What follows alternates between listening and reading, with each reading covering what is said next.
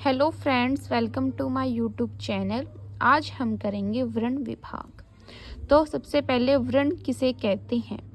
भाषा की वह छोटी से छोटी ध्वनि जिसके और अधिक टुकड़े न हो सके उसे वर्ण कहते हैं। अ, आ, क, ख।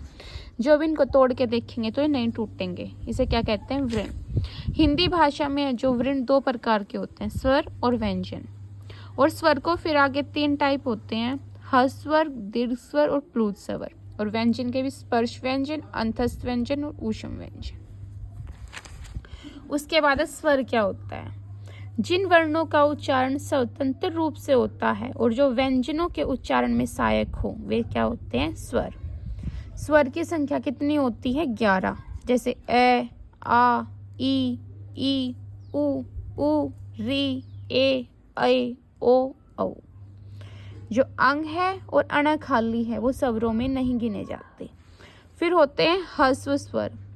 जिन स्वरों के उच्चारण में कम से कम समय लगता है उन्हें ह्रस्व स्वर कहते हैं। इनकी संख्या कितनी होती है? 4। ए, ई, उ और री।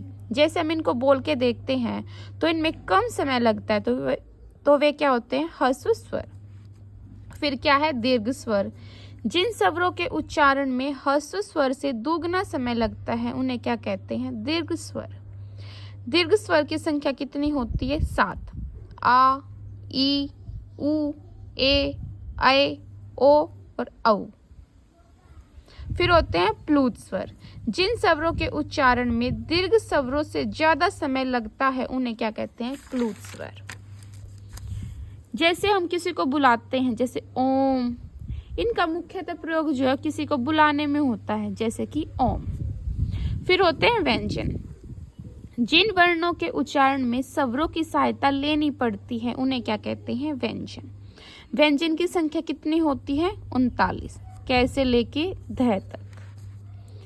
फिर देखेंगे स्पर्श व्यंजन। जिन व्यंजनों का उच्चारण करते समय मुख के किसी अंग का स्पर्श होता है, स्पर्श का मतलब क्या होता है? छूना या टच, उन्हें स्पर्श व्यंजन कहते हैं। हिंदी वर्णमाला में कै से लेकर मैं तक सभी वर्ण स्पर्श व्यंजन हैं। इनको हमने विभागों में बांटा हुआ है, जैसे कै वर्ग, चै वर्ग, टै वर्ग, तै वर्ग और पै वर्ग। क, ख, ग, ग, अड़, ये क्या है? कंठ। इनकी आवाज कहाँ से आती है? गले से। फिर है चै वर्ग, च, छ, ज, अण। इनकी आवाज कहाँ से आती है? तालु से। फिर है ट वर्ग, ट, ठ, ड, अण। ये इनकी आवाज कहाँ से आती है? मुर्दा। फिर है तै वर्ग, त, थ, द, न, दांत। जब हम बोलते हैं तो त बोल के देखो, कहाँ आपकी जीभ कहाँ टच हो रही है? दांत से। जैसे द कहाँ हो रही है टच? दांत।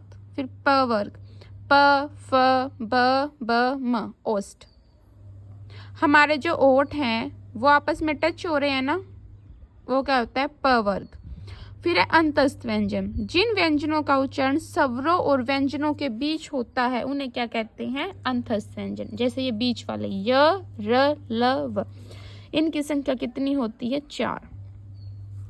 फिर है ऊष्म व्यंजन। जिन वर्णों के उच्चारण में मुख से विशेष प्रकार की गर्म हवा निकलती है उन्हें क्या कहते हैं? ऊष्म व्यंजन। इनकी भी संख्या कितनी होती है? 4। जैसे श, स और ह। Thank you.